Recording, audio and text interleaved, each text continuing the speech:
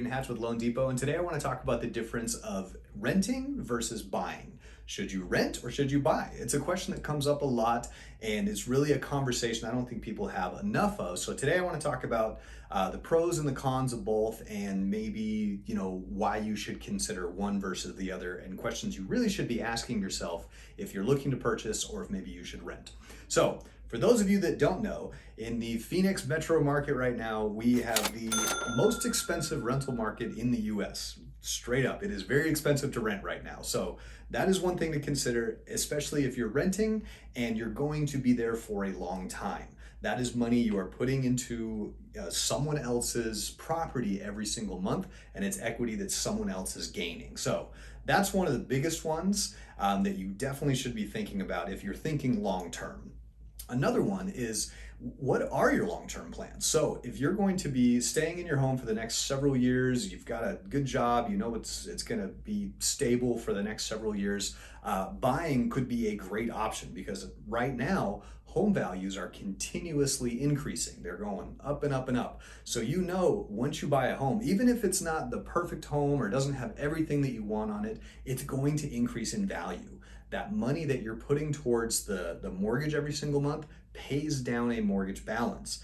As that happens, your equity increases. So we're kind of doing two things at once right there, right? We're paying a loan balance down and your equity just naturally is going up. So those are all things that can create wealth and extra money for you. So when you are ready to buy another home, or you need to put some money into your home, you can access that equity because of those two things. So number one, equity. Equity is a huge thing to think about when it comes to buying versus renting.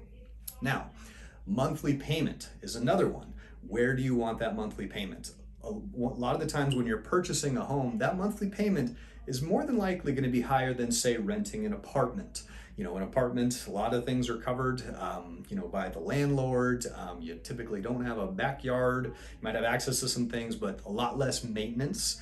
And it's going to be less, but again, you have less space as well. So if you're looking to rent a house, those rental prices for renting a home in a lot of cases can be just as high or maybe even higher than what a mortgage might be, considering you have to consider how much money you're going to be putting down, what type of loan program you're going to be in. Those are all things to consider when looking at the monthly payment. So what I always recommend is talk to a lender, reach out, let them know, look, here's my budget. I can only spend $2,000 a month. What does that equal in a monthly payment if I were to buy a house with, let's say, zero down? Or needing down payment assistance. I can show you what that looks like in a price point, and we can decide if that's something that's going to be feasible or doable, depending on the area that you want to live in.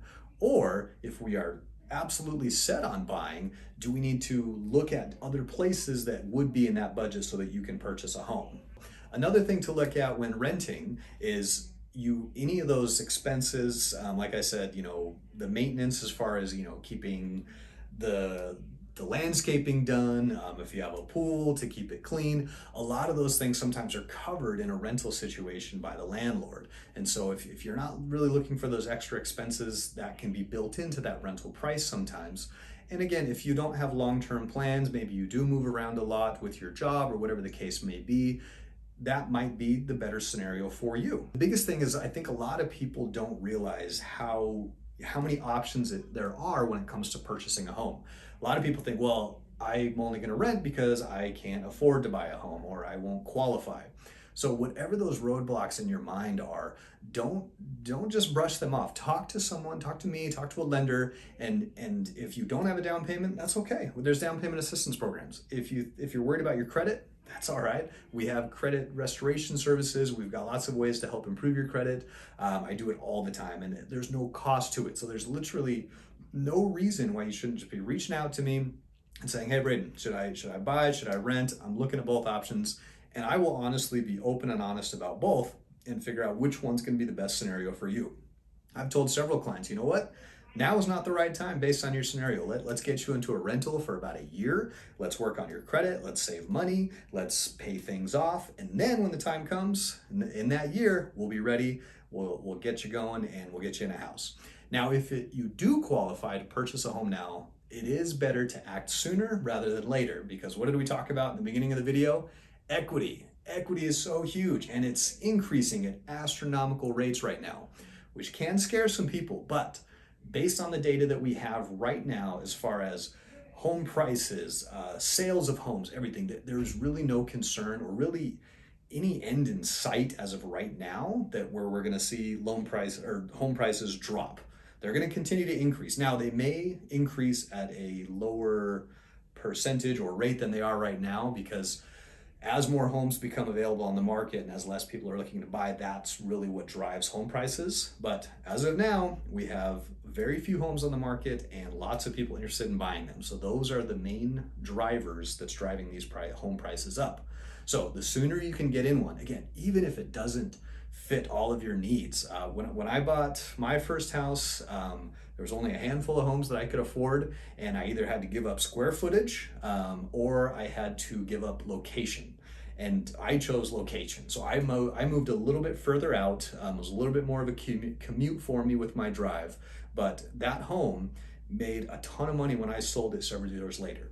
And had I just rented that whole time, I wouldn't have had that extra money to put as a down payment for my next house. So those are great things to consider when you're purchasing your first home. Especially, you want to look at those factors. Again, if you don't have the down payment or you're worried about credit, don't let those be obstacles, because there are many things we can do to help get you ready to purchase a home, and then let equity earn its magic so that by the time you sell that house, you can have a nice chunk of money to put down on your next house, and the payment actually isn't going to be as high as you think when upgrading to a new home. So these are all great factors to consider when purchasing or renting a home. So let those just be a few tips and tricks.